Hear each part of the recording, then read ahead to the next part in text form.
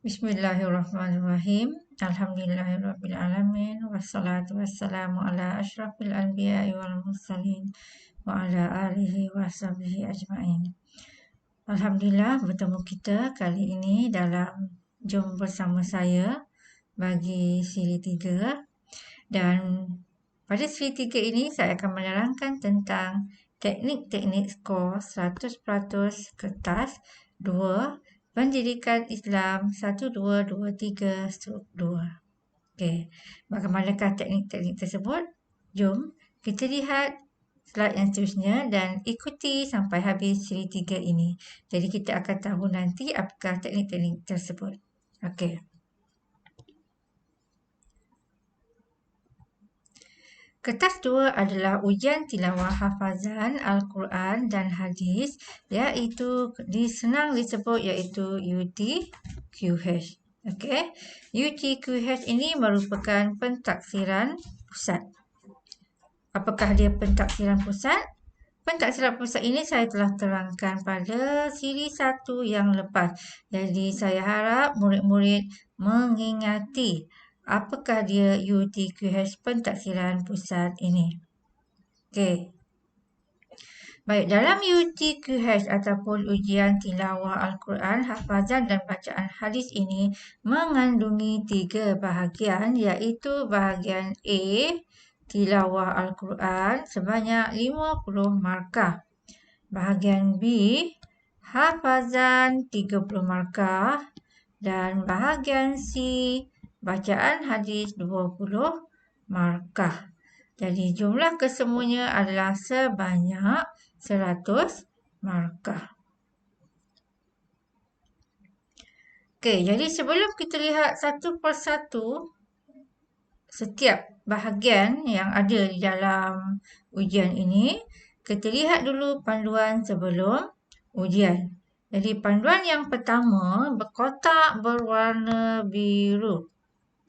Okey, panduan yang pertama iaitu murid akan menjawab satu soalan yang terdiri daripadanya satu soalan tilawah, 2 soalan hafazan dan 1 soalan hadis.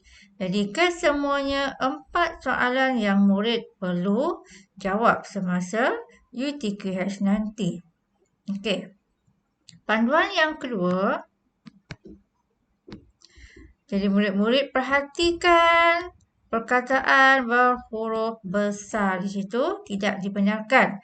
Iaitu tidak dibenarkan melihat apa-apa sahaja catatan, apa-apa sahaja nota semasa ujian ataupun semasa peperiksaan. Jadi ujian UTQH ini adalah sama seperti SPM secara bertulis. Dan panduan yang ketiga, masa diperuntukkan untuk ujian UTQH ini adalah selama 10 minit sahaja.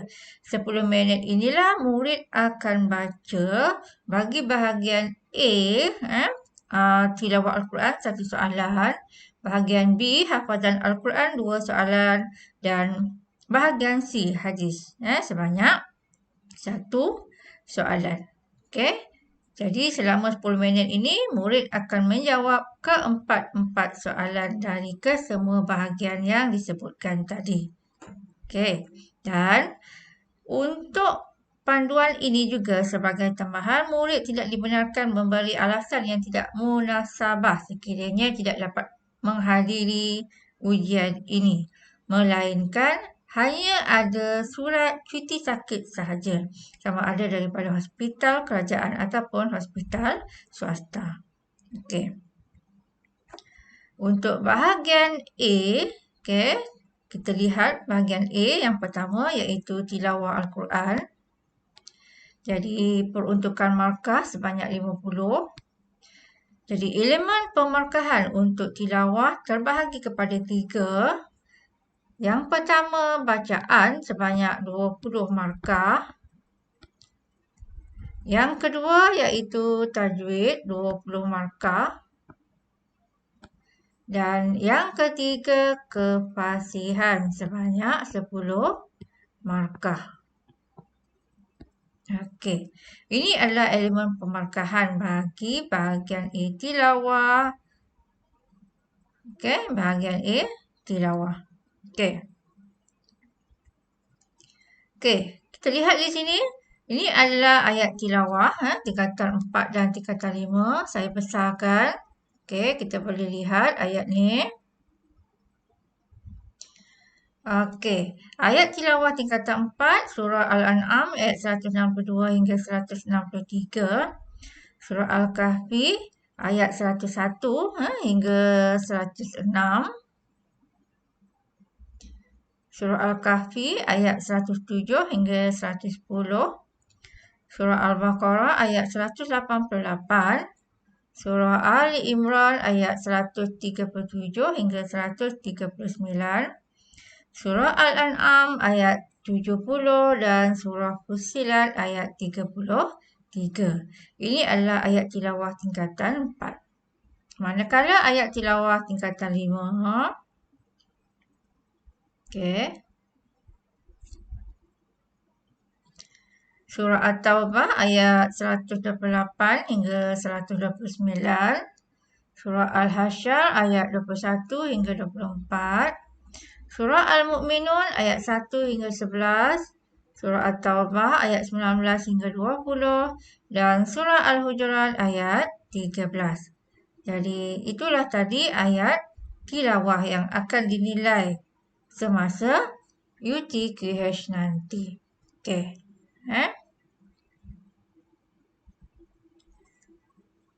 Okey, kita lihat di sini. Bahagian tilawah Al-Quran. Okey.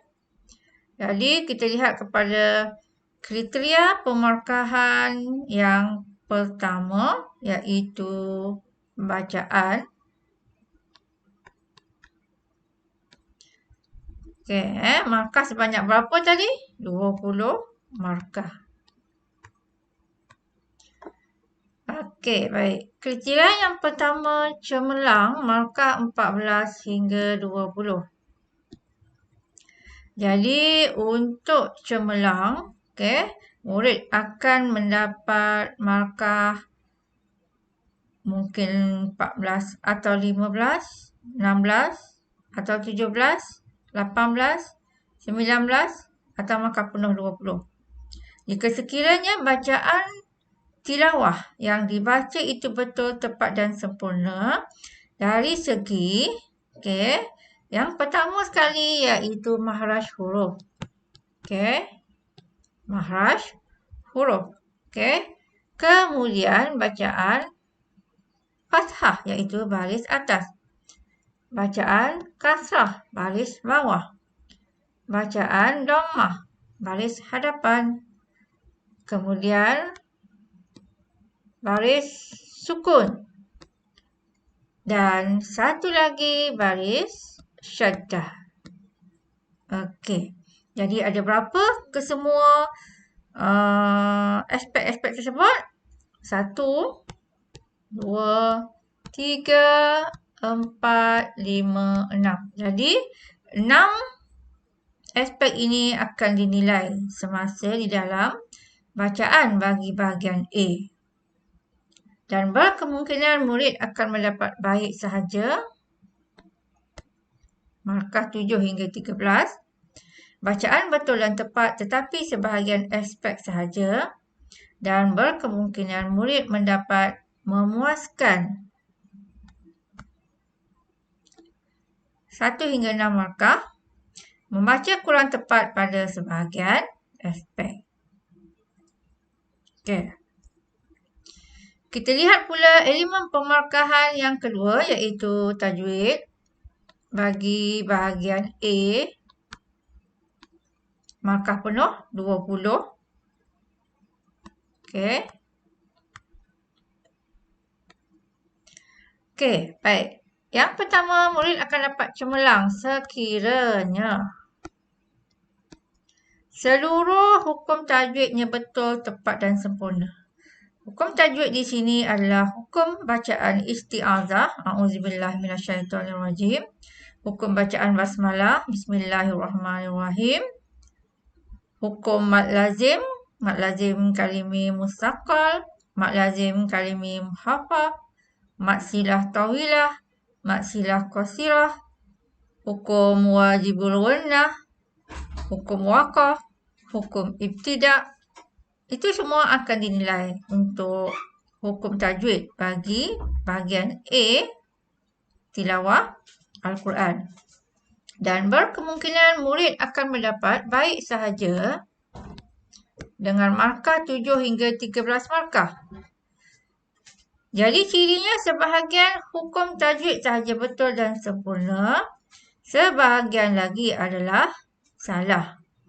Okey. Kemudian murid berkemungkinan dapat memuaskan dengan markah 1 hingga 6 sahaja, di mana sebahagian kecil sahaja hukum tajwid yang betul. Sebahagian besar lagi adalah salah. Okey. Ini adalah elemen pemarkahan bagi tajwid untuk bahagian A tilawah Al-Quran. Okey. Kita lihat elemen pemarkahan kefasihan sebanyak 10 markah. Okey, ini adalah elemen yang ketiga untuk bahagian A.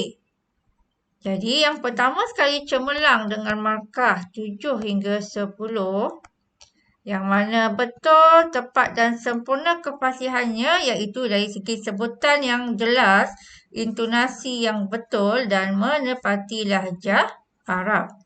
Manakala baik 4 hingga 6 markah, berkemungkinan murid baca dengan kefasihan yang betul, tepat dan sempurna, tetapi sebahagian saja.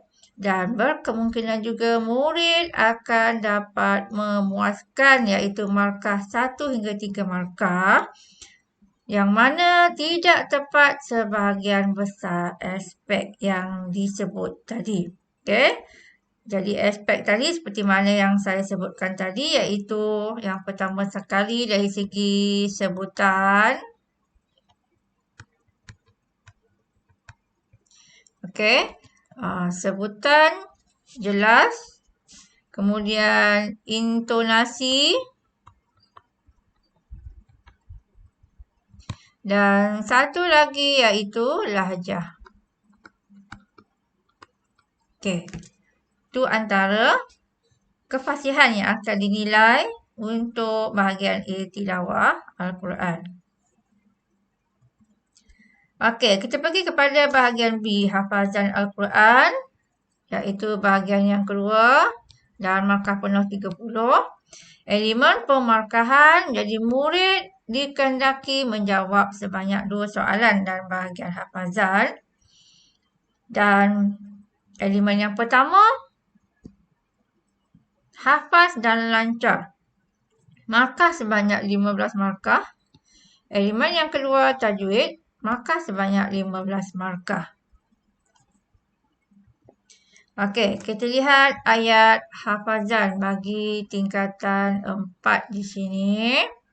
Surah Al-An'am ayat 162 hingga 163. Surah Al-Kahfi ayat 101 hingga 106. Surah Al-Kahfi ayat 106 hingga 110. Dan ayat hafazan tingkatan 5, Surah At-Taubah ayat 128 hingga 129. Surah Al-Hasyr ayat 21 hingga 24. Dan Surah Al-Mu'minun ayat 1 hingga 11. Okey, ayat hafazan ini ada di dalam buku teks. Buku teks tingkatan 4 dan tingkatan 5. Jadi murid-murid boleh rujuk di buku tersebut sebagai rujukan murid-murid. Okey, baik. Seterusnya, kita pergi kepada kriteria pemarkahan bagi elemen yang pertama, iaitu hafaz dan lancar. Okey, markah penuh 15. Jadi yang pertama sekali, murid akan dapat cemerlang dengan markah 11 hingga 15 markah sekiranya hafaz dengan betul, tepat dan sempurna. Okey. Yang kedua, baik dengan mendapat 6 hingga 10 markah. Betul, tepat dan sempurna tetapi sebahagian aspek sahaja. Dan berkemungkinan murid akan dapat memuaskan dengan markah 1 hingga 5 markah. Yang mana sebahagian kecil sahaja yang betul. Sebahagian lagi salah. Okey. Ini adalah dari segi hafaz dan lancar. Okey. Kemudian kriteria bagi elemen yang kedua untuk bahagian hafazan Al-Quran, markah penuh 15 markah, iaitu yang pertama sekali cemerlang. Okey. Cemerlang 11 hingga 15 markah. Jadi hukum tajwidnya keseluruhannya adalah betul, tepat dan sempurna. Dan hukum tajwid ini sama seperti yang ada di dalam bahagian tilawah tadi, iaitu dari segi hukum isti'azah, hukum basmalah, hukum mad lazim, hukum qalqalah, hukum wajibul gunnah, hukum mad silah, waqaf dan ibtida'. Sama sahaja dengan bahagian tilawah tadi. Berkemungkinan juga murid akan mendapat baik dengan markah 6 hingga 10 markah. Okey. Betul, tepat dan sempurna tetapi sebahagian aspek sahaja. Dan murid akan dapat memuaskan dengan markah 1 hingga 5 markah. Yang mana sebahagian kecil sahaja hukum tajwidnya betul. Okey. Sebahagian besar lagi adalah salah. Jadi itulah tadi tentang elemen pemarkahan bagi bahagian hafazan, iaitu elemen yang pertama hafaz dan lancar, elemen yang kedua hukum tajwid. Okey, sebelum kita masuk kepada bahagian C, iaitu bacaan hadis, saya terangkan sedikit tentang bagaimanakah pengiraan markah hafazan. Seperti mana yang saya telah terangkan tadi, murid akan menjawab sebanyak 2 soalan bagi soalan hafazan. Jadi cara pengiraan markahnya, markah bagi soalan 1 dicampurkan dengan markah bagi soalan 2. Okey. Kemudian garis panjang ini adalah bahagi. Okey. Bahagi dengan markah penuh 60. Mengapa saya kata kat sini markah penuh 60? Sebab markah soalan 1 per 30 dan markah soalan 2 per 30. Jadi bila dicampurkan kedua-duanya maka markah penuh sebanyak 60. Okey. Kemudian dapat jumlah ini didarabkan dengan 30. Maka murid akan mendapat markah sebenar perkan dengan 30. Okey. Contohnya di sini markah soalan 1 21 per 30. Campur dengan markah soalan 2 21 per 30. 21 tambah 21 berapa? Iaitu 42. Jadi 42 perkan dengan 60, kemudian darabkan dengan 30. Jadi kita akan dapat jumlah markah sebenar bagi hafazan. Begitulah tadi bagaimanakah cara untuk pengiraan markah hafazan. Okey, kita lihat bahagian C hadis. Jadi ini adalah bahagian yang ketiga. Markah diperuntukkan 20 markah dan elemen pemarkahannya membaca hadis dengan betul. Okey, membaca hadis dengan betul. Okey. Hadis tingkatan 4 di sini iaitu yang pertama sekali ijtanibus sab'al mubiqat. Kemudian la ayyah-tatiba ahadukum. Dan hadis tingkatan 5, kullukum ra'in wa kullukum mas'ul. Dan satu lagi, sab'atu yuzilluhumullahu fi zillih. Okey, jadi untuk bacaan hadis ada 2 daripada tingkatan 4 dan 2 daripada tingkatan 5. Okey. Okey. Baik. Kita lihat kriteria pemarkahan untuk hadis. 1, cemerlang.